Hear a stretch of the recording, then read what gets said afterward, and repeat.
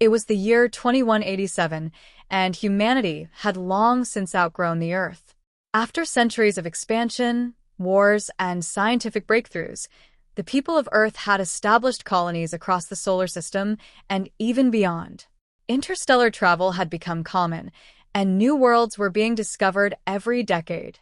Yet, despite the technological marvels of the time, mysteries of the universe persisted, and it was one of those mysteries that had brought the crew of the Celestial Wanderer to the edge of known space.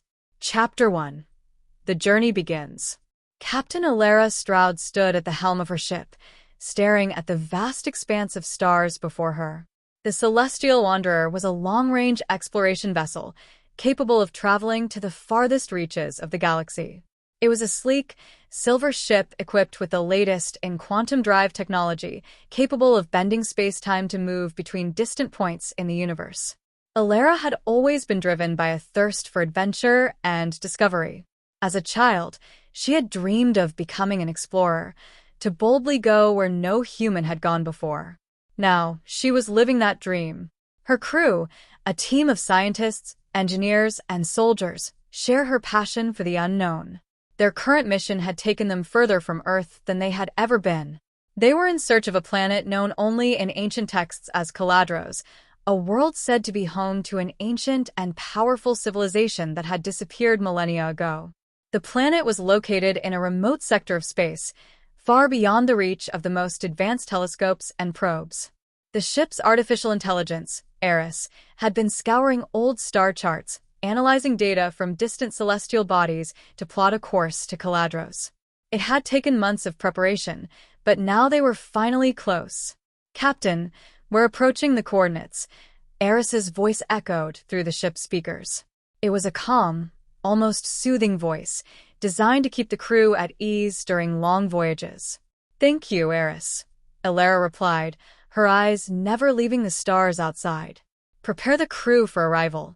I want everyone at their stations." A few moments later, the ship's intercom crackled to life as Eris relayed the captain's orders. Alara could hear the sounds of footsteps and voices as her crew made their way to their designated posts. The ship's bridge was a circular room with a large viewport at the front, offering a panoramic view of the cosmos. Alara's second-in-command, Lieutenant Corin Darnell, was already at his station, running diagnostics on the ship's systems. "We're ready, Captain," Corin said, glancing up from his console. Alara nodded and took her seat in the captain's chair. "Eris, take us out of FTL." The ship's engines hummed as the quantum drive disengaged, and the stars outside the viewport seemed to stretch and blur as the Celestial Wanderer returned to normal space. As the ship slowed, a planet came into view, a dark, foreboding world with swirling clouds of deep purple and blue. It was massive, dwarfing the Celestial Wanderer by orders of magnitude. This was Caladros. "Scans are showing high levels of atmospheric activity," said Dr. Nia Oren, the ship's chief scientist. She was seated at a console to Alara's left, her eyes focused on the data streaming in from the ship's sensors. "Storms, possibly electrical. But the surface, it's strange. I'm picking up signs of artificial structures, but they're faint, almost like they're buried beneath the surface." Alara's heart raced. This was it. They had found the lost world. "Any life signs?" she asked. "None so far," Nia replied. "But that doesn't mean there aren't any. The atmosphere is thick. It's possible we're not picking up everything." Alara leaned forward in her seat. "Take us in, Eris. Let's get a closer look." Chapter 2. Descent into Caladros. As the Celestial Wanderer descended through the thick atmosphere of Caladros, the ship's hull vibrated from the intense turbulence. Lightning crackled across the dark clouds, illuminating the planet's surface in brief flashes of light. Alara could see the massive, jagged mountain ranges below and the deep valleys filled with rivers of liquid methane. "Shields are holding," Corin reported, his hands moving quickly over the controls. "But this storm is more intense than we anticipated." "Keep us steady," Alara said.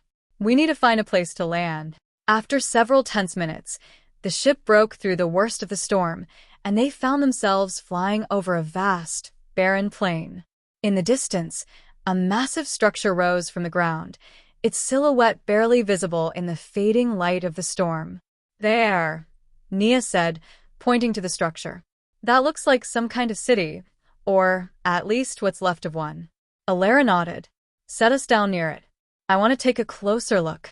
The ship's landing gear extended as they approached the structure, and with a gentle thud, the celestial wanderer touched down on the surface of Caladros. All systems stable, Corin confirmed. We're good to go. Alara stood and motioned for her team to follow her. Suit up. We're going outside. Chapter 3. The Ruins. The air on Caladros was toxic, and the crew donned their advanced exosuits before stepping out of the ship. The suits were designed to protect them from the harsh environments of alien worlds, with built-in oxygen tanks, communication systems, and reinforced armor. As they exited the ship, Alara's boots sank slightly into the soft, dusty ground. The air was thick with methane, and the sky above them was a swirling mass of dark clouds. The structure loomed ahead of them, its massive stone walls covered in strange, glowing symbols. This place is ancient, Nia said, her voice crackling over the comms. I've never seen anything like it. These symbols, they're not like any known language. Alara walked closer to the structure, her gloved hand tracing one of the symbols on the wall. It pulsed faintly under her touch, sending a shiver down her spine. Let's find a way inside, she said, her voice steady despite the unease growing in her chest. The team moved cautiously around the perimeter of the structure, searching for an entrance. After several minutes, they found a massive stone door, partially buried beneath the sand and debris of the planet's surface. Looks like this is our way in, Corin said, examining the door. But it's sealed tight. We'll need to use the plasma cutter. Alara nodded, and Corin activated the plasma cutter built into his suit. A bright, blue beam shot out from the device, slicing through the stone with ease. After a few moments, the door began to creak and groan as it slowly slid open, revealing a dark passageway beyond. Stay alert, Alara said, drawing her weapon. We don't know what's in there. Chapter 4. The Heart of Caladros. The passageway led deep into the structure, and as the team moved further inside, the temperature dropped sharply. Their suits' thermal systems kicked in, keeping them warm as they navigated the twisting corridors. The walls were lined with more of the glowing symbols, and the air was thick with a strange, humming energy. Alara could feel it vibrating through her suit, a low, steady pulse that seemed to grow stronger the deeper they went. This place is alive, Nia said, her voice barely a whisper. Or at least something here is. Alara didn't respond. She could feel it too, that strange, almost sentient presence. It was watching them, waiting for something. Finally, they reached a large, circular chamber at the heart of the structure. In the center of the room stood a massive, obsidian obelisk, its surface covered in intricate patterns and glowing with an eerie, blue light. What is that? Corin asked, stepping forward to get a closer look. Before anyone could answer, the ground beneath them began to tremble. The walls of the chamber pulsed with light, and the symbols seemed to shift and move as if alive. We need to get out of here, Alara shouted, but it was too late. The obelisk erupted with a blinding light, and suddenly, the team was surrounded by ghostly, translucent figures, beings of pure energy. They hovered around the obelisk, their forms flickering and shifting as they spoke in a language none of them could understand. Captain, what do we do? Corin asked, his voice laced with fear. Alara's mind raced. These beings were not hostile, at least not yet. But they were clearly ancient, powerful, and beyond anything they had encountered before. We need to communicate with them, Nia said. Maybe they're the ones who built this place. Alara nodded. Eris, can you translate their language? I am attempting to, Eris replied. It is highly complex, but I am making progress. The figures continued to swirl around them, their voices growing louder. Alara felt a surge of energy pass through her, and suddenly, she understood. They're not speaking in words, she said, her voice barely audible. They're speaking in thought, emotions, ideas. Nia's eyes widened. Telepathy. Alara took a deep breath and focused her mind, trying to reach out to the beings with her thoughts. "We come in peace," she thought, projecting the message as clearly as she could. "We seek knowledge, understanding." For a moment, there was silence. Then, one of the beings moved closer, its form solidifying into a more humanoid shape. It reached out, and Alara felt a wave of understanding wash over her. "You are not the first to seek the knowledge of Caladros," the being said, its voice echoing in her mind. "But be warned, the knowledge you seek comes at a great cost." Alara's heart pounded in her chest. What cost? The being's form flickered, and she felt a sense of deep sorrow emanating from it. The power of Caladros is ancient and vast, but it is also dangerous. Those who seek it often lose themselves in the process. Many have tried. None have succeeded. Alara glanced at her team, their faces filled with uncertainty. This was what they had come for, the knowledge, the power. But was it worth the risk? "We're not here for power," Alara said, her voice firm. "We're here to learn, to understand." The being studied her for a long moment, its eyes glowing with an otherworldly light. Finally, it nodded. "Very well," it said. "But know this, once you begin, there is no turning back." Chapter 5.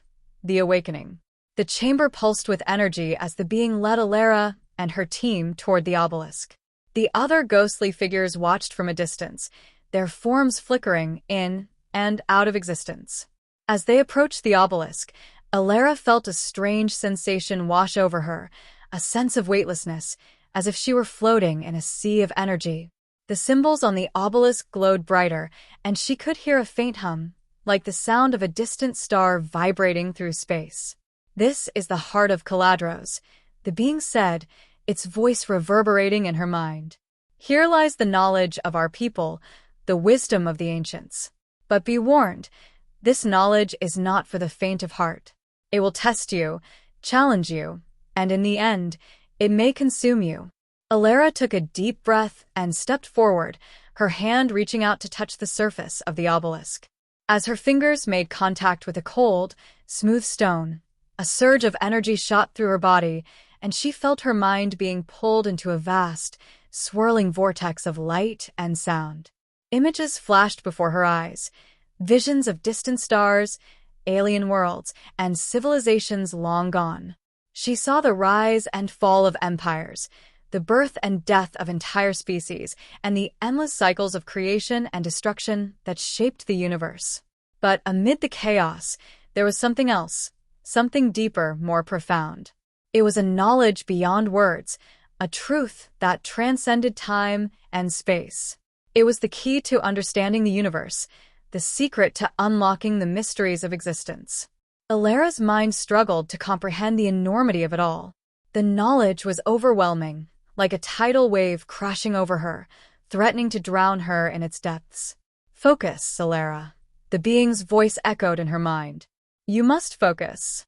Only by mastering your thoughts can you unlock the true potential of Caladros." Alara closed her eyes and concentrated, pushing through the chaos and noise, searching for clarity. Slowly, the visions began to settle, and she felt herself gaining control over the flow of information. And then, she saw it, the core of the knowledge, the truth that had eluded so many before her. It was not about power or control or domination.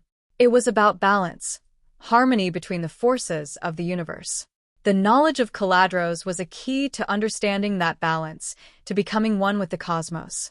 Alara opened her eyes, and the chamber around her came into focus. The beings were gone, and the obelisk was dark and still.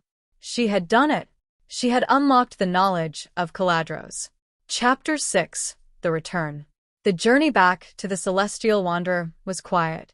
Alara's mind was still processing everything she had experienced, the weight of the knowledge she now carried heavy on her shoulders. As they prepared to leave Caladros, Nia approached her. "Captain, what happens now?" she asked, her voice filled with uncertainty.